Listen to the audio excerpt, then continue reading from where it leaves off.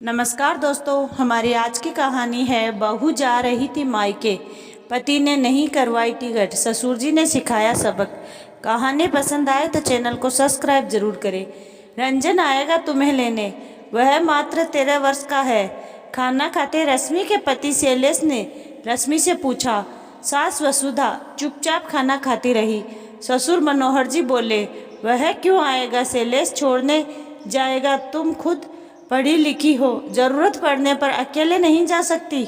ससुर जी के इस प्रश्न पर रश्मि शैलेश का मुंह ताकने लगी और शैलेश अपनी माँ वसुधा जी का।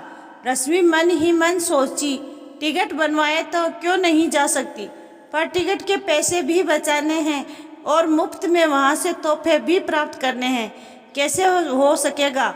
शैलेश, रश्मि का टिकट बनवाओ। अभी मनोहर जी की बात पूरी भी नहीं हुई थी कि वसुधा जी बोल पड़ी, शैलेश क्यों बनवाएगा, बेटी को अपना घर ले जाना चाहते हैं तो आने जाने का टिकट खुद मायके वालों को बनाना होगा। शैलेश नहीं, वसुधा बोली, इसलिए हमेशा रश्मि के पापा ले जाते और छोड़ जाते थे।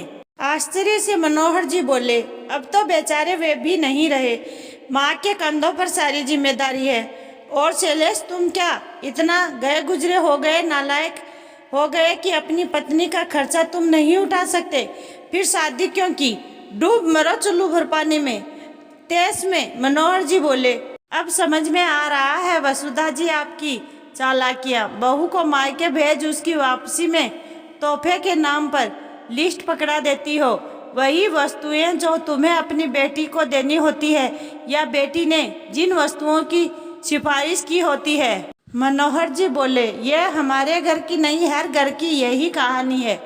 बेटी के आने जाने का खर्च मायका ही वहन करता है, आपको रस्मों की जानकारी कहाँ। सास ने अपना पक्ष रखते हुए कहा, फिर तो तुम्हारे आने जाने का खर्च तुम्हारे घर वालों को करना चाहिए था। सालों से मैं ही करता आ रहा हूँ ताकि इस प्रकार की बेसिर पैर के रस्मों में बदलाव किया जा सके। मनोहर जी बोले, जब से दामाद जी बेटी को लाने ले जाने का किराया मांगने लगे, क्या इज्जत रह गई है उनकी हमारे दिलों में। लाखों कमाने वाले इतनी औकात नहीं कि अपनी पत्नी का आने जाने का किराया दे सके, ससुराल में मांग कर बैठे। छी, भीख मांगने का यह भी एक ढंग है, बस भीख मांगने का तरीका बदल गया है। क्या तुम चाहती हो शैलेश की भी वही इज्जत रह जाए अपने ससुराल और रश्मि के दिल में। तुम अभी भी रस्म और रिवाजों के नाम पर बहू के मायके वालों को लूटने से बाज नहीं आ रही। मनोहर जी बोले। शैलेश को बोले, बहू जब भी मायके जाना चाहेगी तुम उसके लिए आने जाने का टिकट बनवाओगे, समझे। रस्म और रिवाज के नाम पर माँ की झूठी बातों को आज तक मानता आ रहा था शैलेश, पर आज से नहीं। तुरंत फोन कर रंजन को मना करते बोला, रश्मि को वह खुद लाकर छोड़ेगा और लेकर जाएगा। वसुधा जी जहां अपने दामाद के रवैये से दुखी थी, वहीं अपनी करनी ने उन्हें और दुखी कर दिया। बहू बेटे से उन्होंने माफी मांगी। दोस्तों, ऐसे अनेक रस्म रिवाज है जिन्हें बदलने की आवश्यकता है।